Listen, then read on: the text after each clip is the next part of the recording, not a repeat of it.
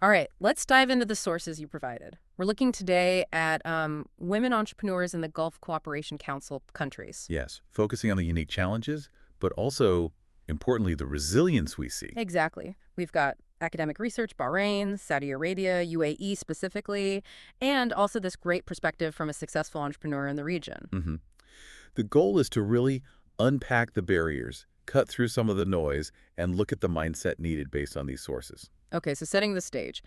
Entrepreneurship, obviously vital for growth, we know that, but women face specific hurdles globally. And perhaps even more so in contexts like the GCC, right? It's that blend of tradition and rapid change. So the academic research you brought in, what did it identify as the really big barriers for women surveyed there? Well, several key things came up strongly. First, cultural and social factors. This was major. Okay, what does that look like practically? It's things like, traditional expectations about roles, social pressures. Participants strongly agreed these limit business activities Mm-hmm. and even lost to those connections. Ah, right. Needing the right network can be a barrier in itself. Exactly. The sources suggest that while culture can be supportive, these pressures often sort of steer women away from certain business areas or just make things harder. Makes sense. What about the more formal stuff, legal systems? Yes, legal constraints were definitely flagged. Respondents talked about complicated procedures, registration, licensing. Always a headache for any startup, I guess. True, but maybe felt more acutely. Also, issues around IP protection and just a general feeling of perception of not enough tailored government support, strong agreement on legal barriers overall. And money, always the big one. Access to capital. Huge.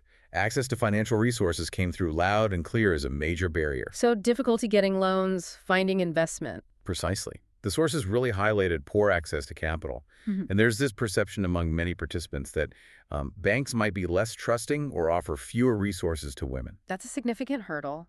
And then there's the balancing act, work and family. Right. The work-family interface.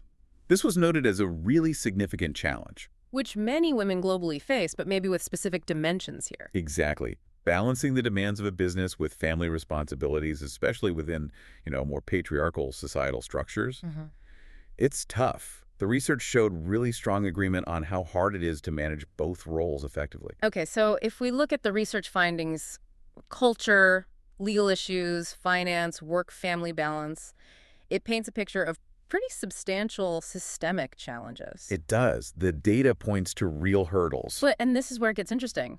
The perspective from the entrepreneur you included, because despite all this, women are succeeding. They are building businesses. Yes. This is where that voice, like Natasha Al-Fadli's, is so important. She pushes back hard on misconceptions. What was that great quote? She said something like, women aren't just here for the aesthetics, they are here to build empires. I love that. It completely reframes things. It's about agency, ambition, not just barriers. Totally.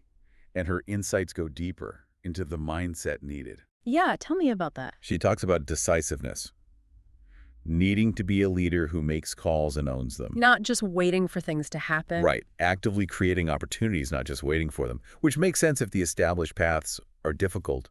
You carve your own path. And she mentioned passion. Yes. Reframing passion not as some soft skill, but as a superpower. That internal drive to meet those external challenges you mentioned head on. So fascinating. You have the research clearly laying out these systemic external barriers. Cultural, legal, financial, the work-life juggle. It's all documented. But then you have this powerful internal narrative from the entrepreneur.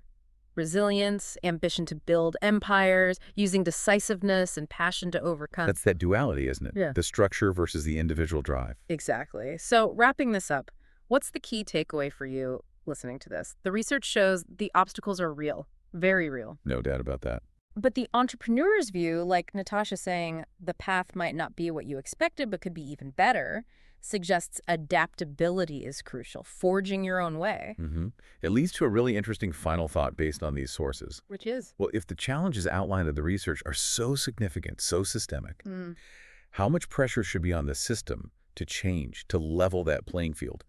Versus how much is it about the individual entrepreneur's sheer will, their creativity, their drive to just build their empire regardless of the path laid out? Where does that balance lie? A really important question to ponder. Food for thought.